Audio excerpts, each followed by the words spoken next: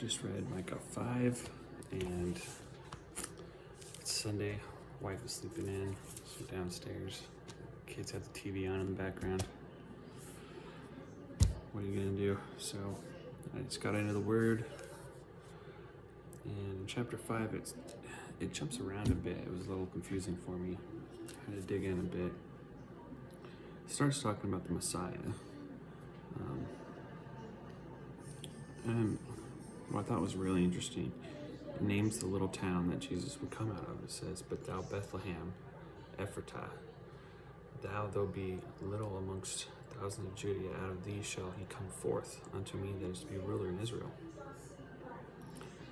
And that's unheard of. A tiny little town called Bethlehem. Who would have guessed? But the Israelites, they had a prophet, and this prophet guessed it correctly, which means it wasn't a guess, right? It was prophecy. I mean, that's proof of God's hand right there. And then it jumps back to the present time. It talks a little bit more about who he is. He's going to stand and feed in the strength of the Lord, and he'll be the peace. When the Assyrians come into the land, so he's saying until the Messiah comes, they're going to be troubled. And the Messiah is the deliverance of the people out of that trouble. And the remnant of Jacob shall be among the Gentiles in the midst of many. Right, so they're going to be scattered. Talking about the captivity here. So he jumps around a little bit. Basically, what he's saying is, you're going to be captured, spread out, kicked out of the homeland. Near the end of the chapter, he's talking about cutting off cities.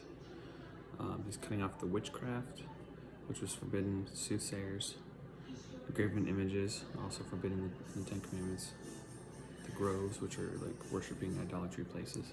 So he's going to cut that off. He's going to scatter Israel, the remnants,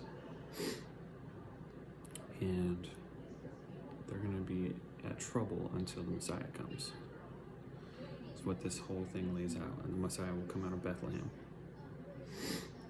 For us, what do we take? You can see God's plan in this whole thing. He let the sin go on for so long until he couldn't stand it. He gave mercy as long as he could, and then he took action, and it was his plan.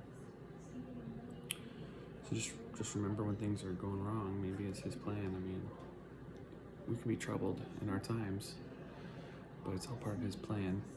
I had a friend who was moving, and they were getting kind of stressed out about the move. Things weren't going according to their plan, but it was all according to God's plan.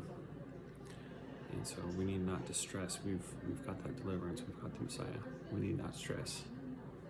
It's all according to his plan. So even the little things that stress us out, if we remember they're according to his plan, maybe we can take comfort and rest and be less stressed.